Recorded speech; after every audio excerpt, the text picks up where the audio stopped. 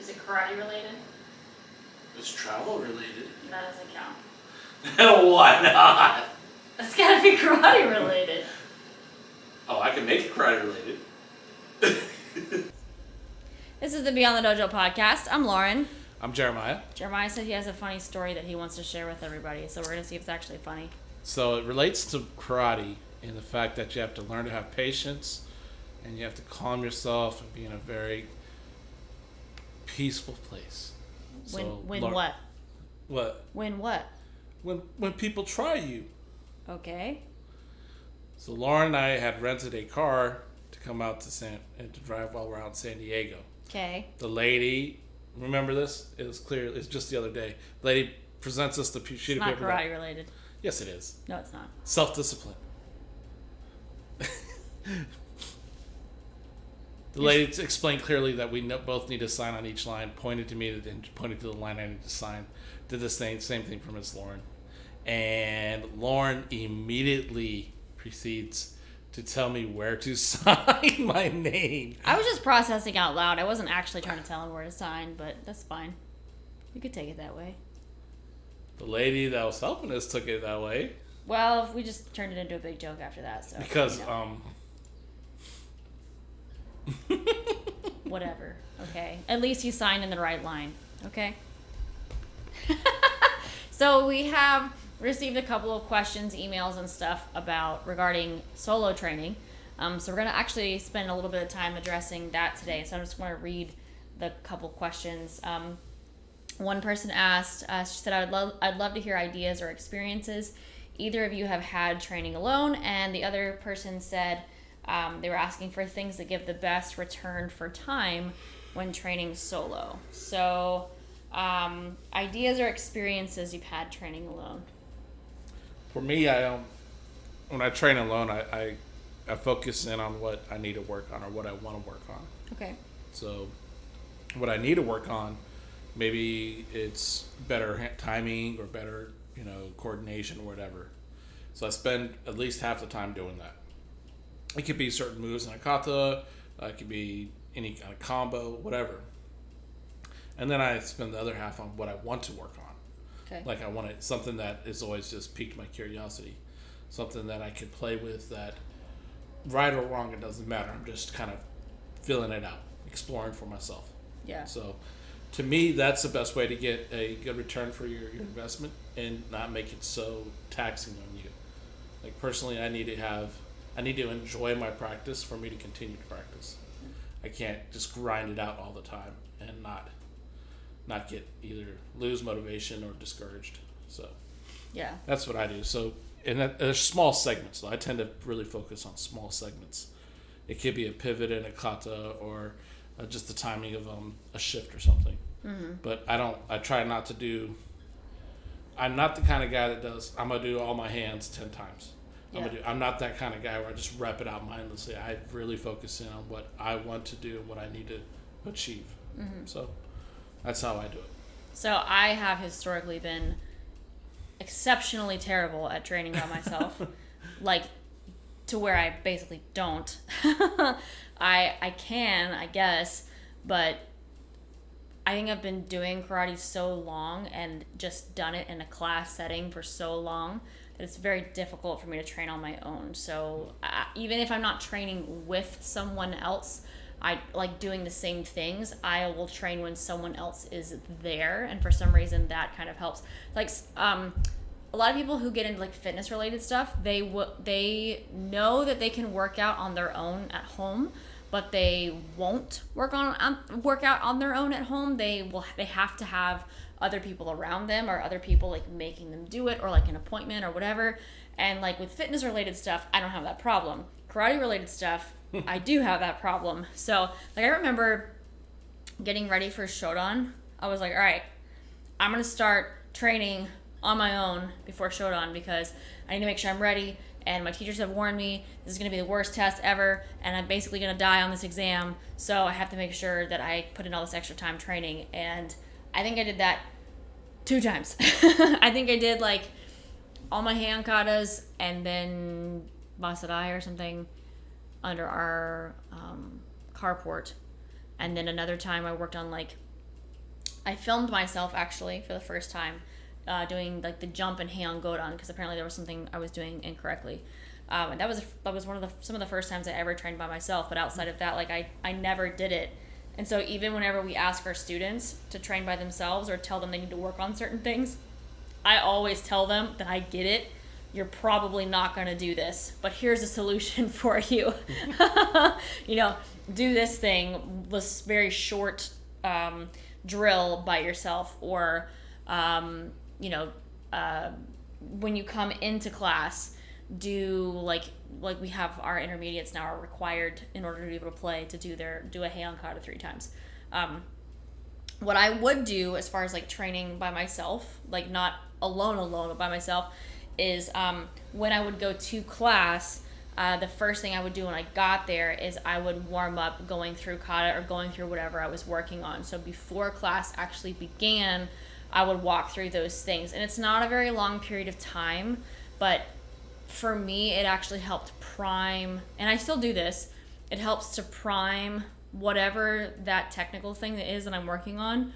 It helps to kind of get that ready. Or if there's like a physical limitation that I'm working on, like I've had, you know, pain in my knee or in my ankle, or like mobility issues or whatever, working through that prior to class actually starting has been kind of one of the ways I've done that. So because I'm not the like train by myself kind of person, I try to find ways of working it in, like in an environment where there's other people around training, you know, that kind of thing. So usually it's before class, where like part of a warm up that I'll do to try to implement, you know, whatever I'm working on. I kind of enjoy training by myself. It's a good time to just kind of not think about anything else but me and what I'm doing.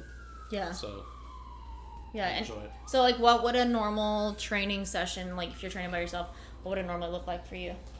I usually try to warm up with some kind of kihon, you know, at least 5 to 10 minutes. Just doing basic stuff. Like what would you, well, like, let's give some specifics. Like, what's something you did recently? So I'd start out with warming up jab, reverse punch in place. So jab, reverse punch, just get the hips warmed up. And then maybe some front kicks, and then I'd shift into, I always do side snap, side thrust, because those kicks are very difficult for me, and I want to make sure that once I get it, I don't lose it. Mm-hmm. And then from there, maybe anywhere between 5 and 10 kata, but not particular order or group or whatever. It's just katas I enjoy doing, or katas that I know I need to rep out, kind of thing. And then after that, I'll work on what I need to work on. So if it's, you know, if I'm throwing with my punching with my shoulders, I focus a good 10 to 15 minutes just on reverse punching or jabbing the makiwara or something, and making sure I don't have that reverb feeling, or I don't see myself lift my shoulder up. And I'll do that both sides, and then I'll try to maybe make it even more challenging, add more punches or add a step and punch or something like that, just to kind of, you know, focus on the idea but not keep, you know, repetition monotonous. And then at the end, I usually do about 10 to 15 minutes of whatever I want to. Okay, so it could be like, for a while there, it was the Dojo kata that we learned. Okay. And then sometimes it's the opposite kata. So like, it's like in hand shown, you go to the left to begin with. The mirror image. The mirror image, the right side. Mm-hmm. Just because it's challenging, it's fun because, you know, you screw up, mm-hmm. and then you feel stupid because you can't do certain moves on the right side that you can do easily on the left. Right. So stuff like that. Gotcha. Okay. What do you do? And do you do any kind of like bag stuff? Huh? Do you do any kind of like bag stuff? So if I warm up with punches and I'm more punch centric, I hit the makiwara. If I'm more kick centric, I'll do a lot of kicking on the back. Mm-hmm. So what I do with kicks is normally one hand on the wall, slow repetition of how to do the kick, really focusing on forearm and coordination, where my weight position and all that. Then after I do each leg 10 reps each kick, I'll go to the bag and I'll do 10 reps each leg each kick. And to me, kicking is just a lot of repetition to get it where it is and to really focus on what to do. And I'm not doing it with intent to like, smack the bag really hard. I'm truly trying to still work on form and coordination, but have some kind of physical feedback. Mm-hmm. So. Yeah, I'll do so if it's like I said, I'm not usually by myself, but if I'm training on my own, it'll be like, typically it might be a kata that I'm working on, or like a section of a kata that I'm working on. So generally it's a timing or positioning kind of thing that I'm trying to get down pat. I need more reps of it, and it's probably not something that we're doing in that particular class, so I'm trying to get that kind of squared away. And there are sometimes principles that I'm working on that I can try to work on during class, but sometimes if it's not the exact same form as where I'm getting it from, that can be difficult. So if I'm working on Hangetsu and I'm working on the Hangetsu stance, but you're in a somewhat of a basic class and you don't do that kata, then it's difficult to work on that. So I'll try to rep out some of that before class starts as part of the warm-up. And then if there's something, I'll sometimes take that idea that I'm working on, if it's maybe not kata related, or maybe it needs a little bit more feedback, maybe I will use it to hit a bag. So like, I think the most recent one I did was, there was something I was trying to work on with Oizuki, with step and punch. So I was using it to hit the heavy bag or hit the makiwara. So getting some reps in of that can be difficult, because oftentimes I end up doing that while other people, like there was another class going on. So if like there's a teens or adults class, or if there's an advanced class going on and like you're teaching, I might be doing stuff over on the side. So try not to make a ton of noise, but trying to get some reps in while other people are training. So that kind of thing. It's, if you have any kind of drills or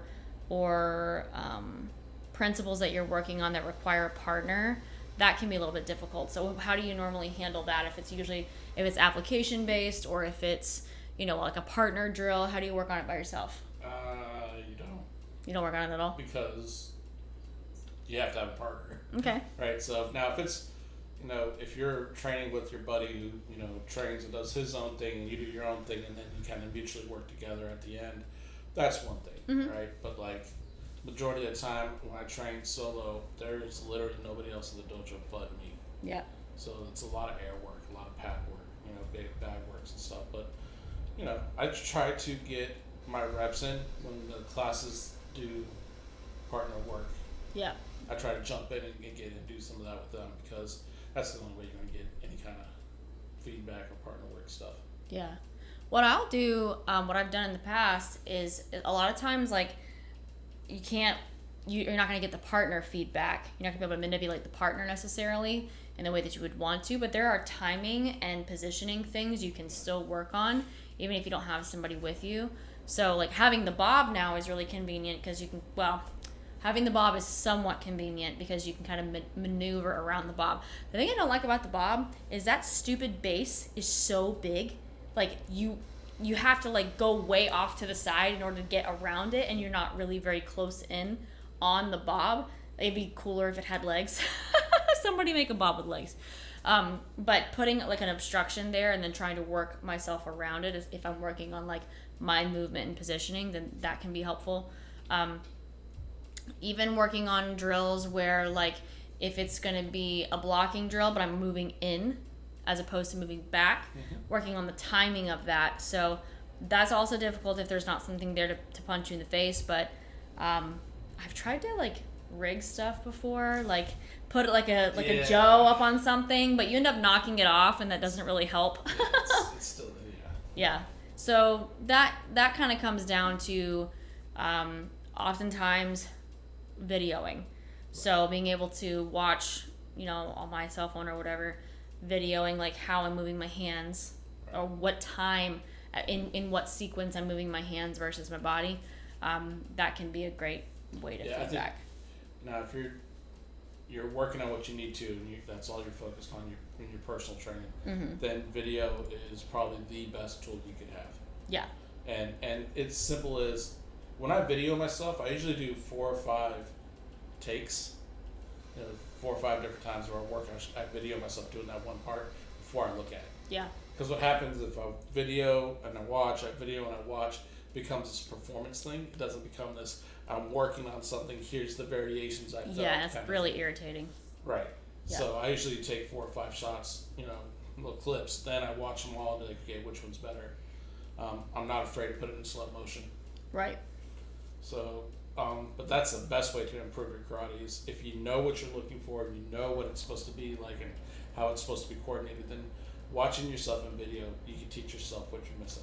And I think, like you said, it's extremely important at first if you're not super good at being able to look and see what the deal is.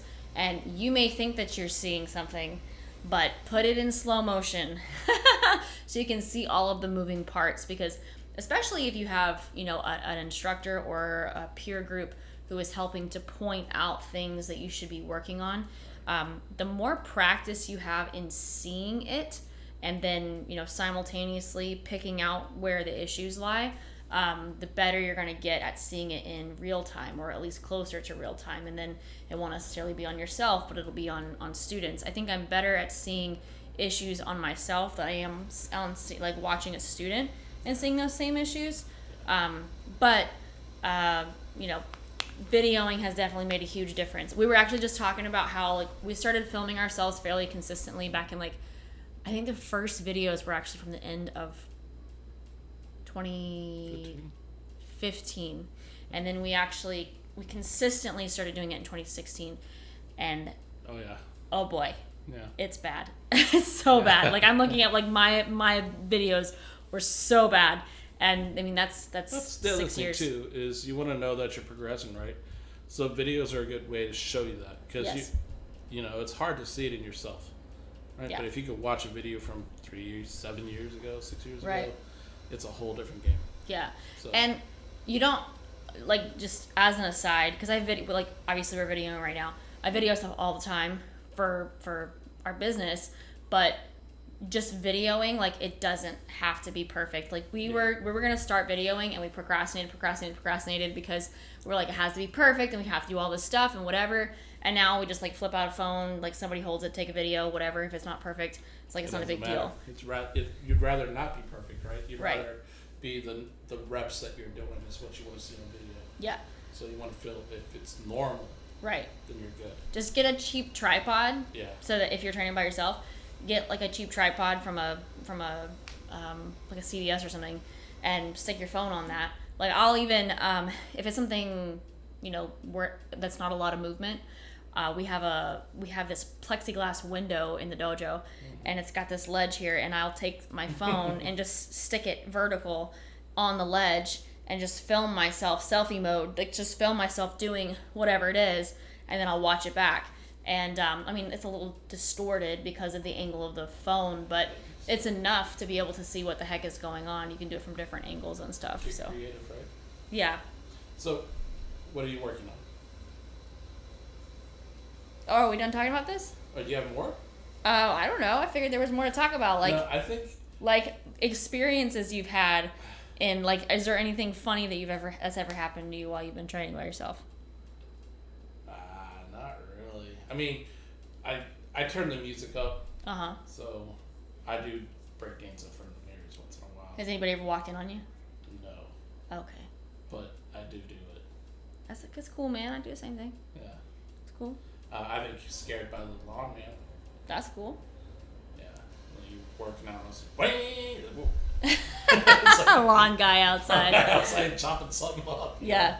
So other than that, I tend to go early in the morning because I'm a morning person. I like to do my training in the morning. I like that beginning of the day, kind of just do my thing and then go from there. But nothing weird. How about you? I'll say this: there have been times where Jeremiah has left to go train, and he comes back, and I asked what he did, and he's like, "Well, I got changed, and then I looked at my phone, and then I didn't want to train, so I came back home." Yeah. But at least he went there because he's at least staying in that habit of being in the dojo. Right. So right. You don't have to go to a dojo to go train by yourself, by the way. That's just what he does. I like the routine of it, right? Mm-hmm. Like you said, I don't see myself motivated to train at the house. Yeah. Right. I have to be at a dedicated spot for it. Yeah. You know, and it's always been that I'm up early enough to where I can get done and come back, and then you'll be up for just a little bit and you can start our day. Yeah. So I like that. I will say, actually, this year, I had forgotten about this because I didn't do it for very long, but I did train by myself, and it was at the house. Because I'm like, my problem is if I go to the dojo, I'm like, business. Like, gotta do work stuff. So it's hard if there's not other people there to stop me from being distracted. But actually, we have hardwood floors at our house, so I would put on a timer for 10 minutes. And this is actually, I think Sean maybe gave me this idea, or maybe we had just mentioned it. That I would just put on a timer for like 10 minutes and then like rep out whatever kata I was working on. So it was, I think at the time it was Kunk Sho.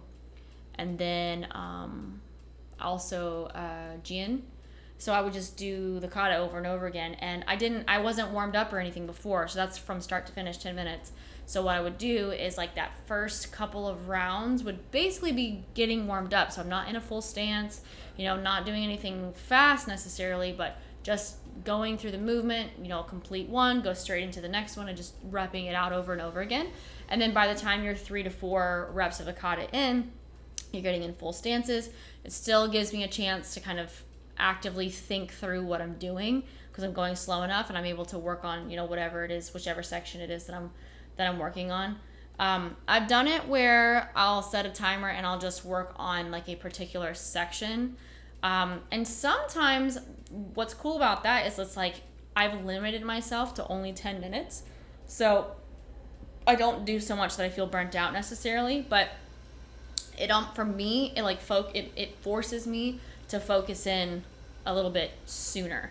So I focus in right at the beginning and like get into a flow of just doing the same thing, and it is not mindless. So I think there's a time and a place for maybe mindless training to a point, but that's not what I'm referring to here. Like I'm actually consciously thinking about what I'm doing on each repetition and trying to feel what I'm doing on each repetition, and sometimes doing it over and over again gives you more of a feel for what's going on as long as you've kind of set the foundation for that and you've spent some time watching your videos, understanding what you're looking for, what it's supposed to feel like, that kind of thing.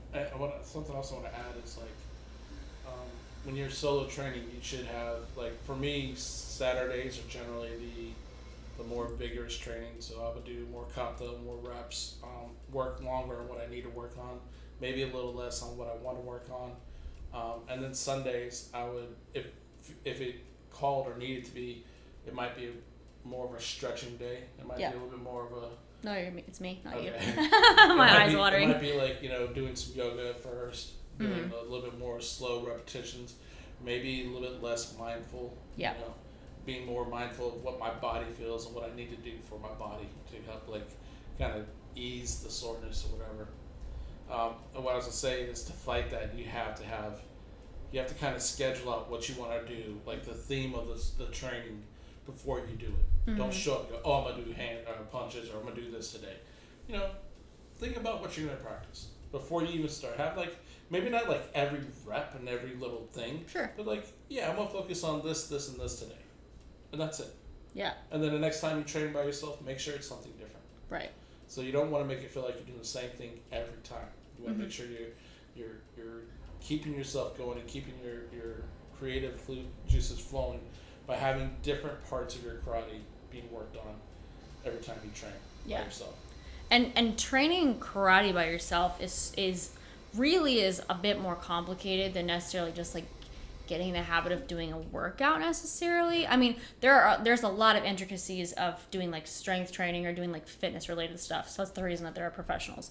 But like if I'm coaching a fitness client in order to try to get them to do workouts and stuff on their own, then typically what we focus on is we just like pick an exercise or 2 exercises, and they decide on a number of days of the week that they're going to complete that. And they're not hitting their whole body. They're not addressing every single need that they have, but they are establishing the habit. So sometimes if you're like struggle like I do, sometimes it's a matter of just picking something that is manageable, like something that's bite-sized, not trying to overshoot it. Just starting with like, what's a small thing that I can do today? Can I rep something out 10 times? Can I set a timer for a few minutes? Can I have something specific that I'm going to work on and I'm going to do it X number of times a week? But then ideally, you're going to work more toward a schedule, like what Jeremiah is saying, and like trying to address different aspects of your karate, especially if you're training by yourself. Right. Completely. Like, you don't have peers to train with, or you don't have an instructor, or you are the instructor of a dojo. In order to be able to continue improving on your own, you have to be way more disciplined.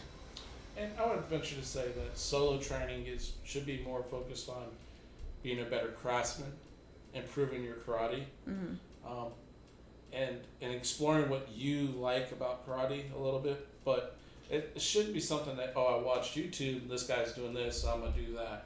Yeah. Or the hot topic for this month is this, I'm gonna do that. I would encourage against that. Yeah. First and foremost, you might be introducing something into your karate that's not beneficial. That could be detrimental to your body, to your karate, and your focus. And then secondly, you're wasting that opportunity to be more in touch with what you can do within your own karate, what your likes and dislikes are. Yeah. Your abilities and disabilities. I mean, I think there's a time and a place to try things and experiment with things, Okay. just to test the validity of it. But to say, to kind of fly by the seat of your pants and to only base your training off of crap you find online, I think maybe that's what you're insinuating. There's not a lot of progression there, and anytime you're looking at training in any avenue, the idea is, where is the progression? What are you doing to progress in a specific area or toward a specific principle? When I was talking about like establishing a routine, the progress there is just getting the routine. Once you have that established, how you're structuring your training should be built on like, where am I headed? What am I trying to actually accomplish through this? Not random stuff. And I'm not saying don't use YouTube as an opportunity to see other things, right? Right. But I would encourage you, if you see things off YouTube, to try to do it within your scope of understanding and your perspective on what it is, and understand that's different than what they're saying, right? You could probably imitate the person doing it in YouTube, but you might miss the subtleties of it. So never mind. No, that's my point. But you're saying that learning off of YouTube is not the same as learning from somebody in person. Right. I'm just saying, if you're gonna watch YouTube, use it through your lens. Yeah. Right. Try to understand try to work or do it within your understanding what's going on there, and understand that might not be exactly what the person on YouTube is trying to present. Right. So. Yeah, and weirdly enough, we had this conversation yesterday with Steve Sensei, and he made the point that sometimes people get to the point where you're training and you're like, what am I doing this for? Yeah. And that is, I think, psychologically, that's a difficult place to get past. And I know, just about everybody has got to go through that. If you don't go through that, you have some insane level of motivation that I just do not understand. But establishing what a motivation is, and then being able to stick with that. And sometimes motivations change. As an instructor, maybe your motivation is to try to improve so that you can continuously improve for your students. Sometimes we train with other people and also on our own, and then we realize, oh crap, what we taught our students was the wrong thing. We have to go back and change it. And that is actually motivating. It's not, in our case, not demotivating. We want to get better, for their sake. But then, I don't know, I guess there's also this, like, you see karateka who are insanely awesome, and they are motivating because they are who they are, and you want to be like them. If you don't have somebody like that to look up to, that can be, I can see that can be very, very difficult. So, finding what motivates you, I think, is important too, so that you can kind of structure your training off of where you're headed. Why, right? Yeah. Yeah. And actually, I was looking back through our podcast episodes because I thought that we had talked about this subject before, but I don't think we ever really covered it in depth. We did do on episode 10, like a couple years ago, was on staying motivated, which is actually a slightly different topic. And if you want to listen to more of our thoughts on that, you can go back and watch that episode or listen to that episode. But yeah, I think finding that motivation first and what the why is, and then building your training structure off of that is kind of maybe the first step. Yeah. So yeah, it is very tough because this is, even though sometimes like when we're in the bubble we feel like there are lots and lots of karateka out there, but there really aren't, especially in your local area. There may not be a lot of people to train with. Yeah. So it's hard to get a lot of like-minded people together and train. Yeah. And sometimes even when you get like-minded people together, they're not training for the same things. Exactly. Yeah. Exactly. That's the cool thing about karate. It's pretty individual, right? It is very individual. It's standardized, but there's very individual kind of approaches and whatever. It's kind of cool. And if at all possible, I mean, it's not always possible, but if there is any way for you to have an instructor or someone who can provide insight for you, someone that you like, I get that you can get motivation from lots of different places. I understand that, but if you have a singular person that you can hone in on, to me that just it helps give you like a reference point. Once again, the why behind what you're doing, the changes that you're making to karate, what you're choosing to work on. I feel like that. From them. Yeah. I mean that can make a huge difference. So if you can find somebody that you can, base your training around, I think that's really important as well. Yeah. I keep burping over here. Yeah, I see that. Yeah. All right. Well, what are you working on? Okay. So, well, our last podcast was filmed yesterday, just so you know. So, I mean, even though these are not being published at the same time. So, we had a nice little class with, well, not really a class. We had a question and answer session. Well, we had a session yesterday. We went through Lauren started going through by side out because there were a lot of different teaching moments that we did not see eye to eye on. It wasn't like we were arguing over it. We just, I was taught this way, you were taught, I thought it was this and that. So we wanted to make sure we were clear. And what we found was that a lot of times both of us were wrong in the things that we thought we were right. There was like some stylistic things that was right. like, okay, yeah, that's right. It's just a stylistic thing. And then we got to the end of the kata. Yeah. And we were completely wrong. Oh, yeah. I've never... Okay, remember that we are basing our teaching off of a particular instructor, so... But we say wrong. I've never in my life seen Yamazuki taught this way. So, yeah, that was about an hour and a half, maybe, of busted ice. No, probably a little less than that. About a full hour. An hour of... Right. And then there was about half an hour of chinte. Half an hour, like 15-20 minutes of the side snap kick. Yeah. It was probably like 45 minutes of chinte and then 15-20 minutes of side snap, side thrust kind of thing. Yeah. So, I will be working on Yamazuki. Yeah. But Yamazuki is also in Wankan. Right. And apparently I did that one wrong too. Right. So right. I think today we're going to be working on that. But, oops. Yeah. Well, that's the cool thing though, right? That's as much as it sounds like it's a nightmare that, we taught our students a certain way, and now we realize that we're wrong. Right? And we have to go back and tell them, by the way. It's still inspiring because the way we are being taught to do it now is obviously more effective. Yeah. More efficient, more powerful. There's a lot there. I'm about it. We've had enough of these situations where when students ask questions about stuff that we have not been given a definitive answer about because we never asked the question, we try to tell them now, it is my understanding that it is this, but I will find out for sure. So I had a list of SNI questions because we were working on that one a lot with students recently. I'm sorry, guys. Yeah, guys. But, it's... To me, we're being examples of how karate training is if you do it for a long time. Yeah. You're going to do it a certain way, and then you're gonna find someone that says, "Hey, maybe it's this way," and as long as it is within your own scope of understanding and it makes sense, like it makes physical sense, right? Then I would encourage anybody to change. And we're not saying change for the sake of changing. Right. We're changing what we're doing because there is a more effective way, and that will be the way that we're going to stick with. Yeah. We're just moving away from inefficiencies. Yeah. So, exactly. Oops. Right. So what are you working on? Well, in the same scenario, the Yamazuki, shifting from the horse stance into the lying stance kind of thing.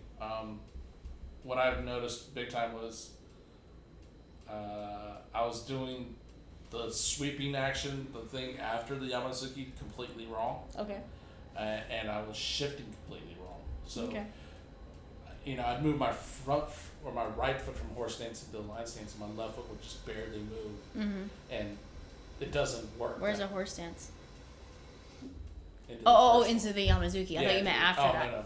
Into the first Yamazuki. Yeah. Just the shift there, the shift, the way you go into the other two Yamazukis, and then that big turn with that little grouping there basically is what I'm gonna be working on for a while. That's the good thing about, I enjoy going to San Diego because we talk to Steve all year long, and then we take this one opportunity to come out and see him, and a lot of the grays become black and white. It's like, oh, I get it now. Yeah. Right? And Steve says it to us all the time. It's better to show you than to tell you. Yeah. And it's like he's not misleading us. He's just we don't understand, but that's the truth until we get to there. Yeah. Get to that point, like, oh, I get it now. Right? Yeah. So, and seeing someone demonstrate an idea in person can be, eye-opening. Yeah. Better, easier to pick up on, and then it's just now emulating, right? Being able to do it. Yeah. Yeah. So that's what I'm working on. Yeah. So that's what we're working on, guys. So we'll probably have another podcast this afternoon after class. No, not this afternoon. Maybe tomorrow. Tomorrow morning or something. Yeah. We'll talk about what we did in class tonight. Maybe we can do that too. Yeah. Good days, man. I enjoy that. And people ask us, like, a friend of ours, a close friend of ours says, it takes a lot for you to be that vulnerable, to go and train with someone and get corrected. And I think, in a sense, it does. It does take a lot, because there was a time when we first started training, it was hard to get the corrections. It wasn't like we didn't think he was correct. It was like hard to implement. No, hard to like hear them and and receive, because it was like I knew he was right. Yeah. I just thought I was doing it right. Yeah. Like the whole concept of what I thought was right isn't quite what I thought. It's not what you think it is, right? Yeah. And that once you get over that, like the corrections aren't made for you to feel inferior. It's to make you superior than what you were, right? To uplift you and to build you up. Sometimes you do need to be just straight told, like, no. Yeah, I see what you mean.